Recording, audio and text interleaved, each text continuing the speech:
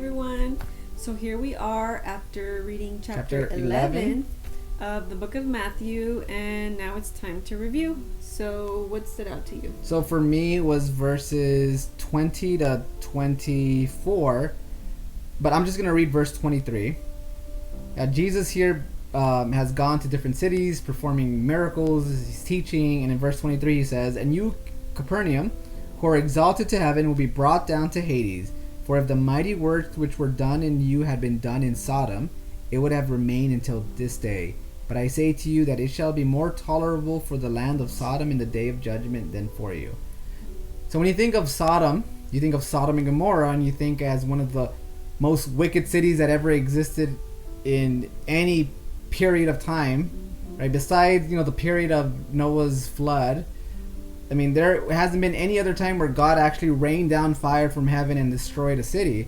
And Jesus is saying here that if Jesus had come to them, they would have repented. Like, if they knew that God was in front of them, they would have made the changes.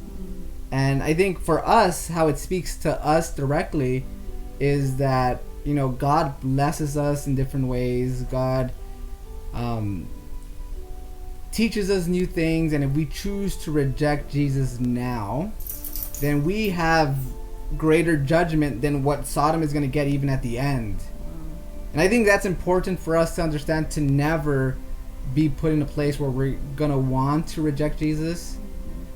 And it just reminds us that, and it mentions another city too before that, like Tyre and Sidon. These were enemies of Israel. And Jesus is saying here that if Tyre and Sidon and Sodom were presented with Jesus, this message, changes would have happened. And just kind of tells us a lot about ourselves, that we should be making changes too, because there is no excuse for us.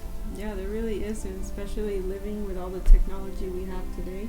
Yeah, and just reading the stories of Jesus, like, there is no denying who Jesus is. No. So for you, what spoke to you? So for me, it was verse 28 through 30. And really, these verses come at the perfect time, which I've read these many times before, but just sometimes as I'm reading my Bible, even verses that I've read in the past, kind of, I read them in a new light.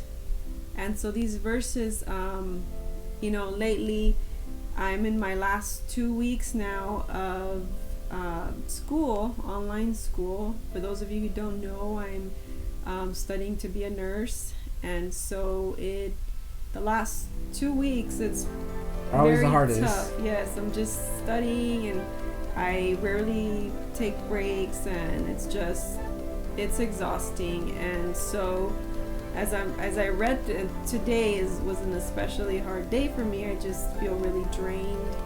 And as I was reading through these, verse 28 says, "Then Jesus said, 'Come to me, all you who are weary and carry heavy burdens, and I will give you rest. Take my yoke upon you. Let me teach you, because I am humble and gentle at heart, and you will find rest for your souls. For my yoke is easy to bear, and the burden I give you is light.'" And reading this, it just really just reminded me how, Jesus really is our comfort, and he really is the one that will give us peace.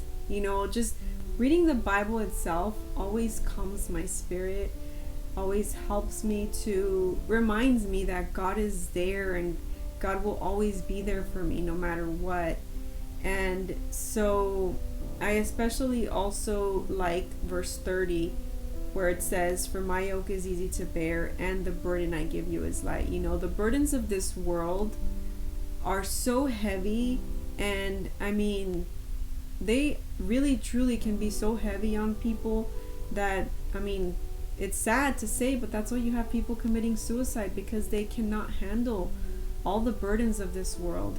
And so Jesus' burden is light, because all we have to do is let go of ourselves, choose to follow him, and love him, and that's it. That's his light burden, and from there on he will carry you. So it's our jobs to trust in Jesus, trust that that what Jesus provides for us, it's a lot better than what the world is offering to us. And hopefully, if you are tired, if you are restless, remember that Jesus gives us rest for our souls. So leave your comments here below of what spoke to you. I know there was a lot in chapter 11, especially with John the Baptist. Maybe the story of John the Baptist spoke to you. Let us know, and we'll see you tomorrow. God bless you guys.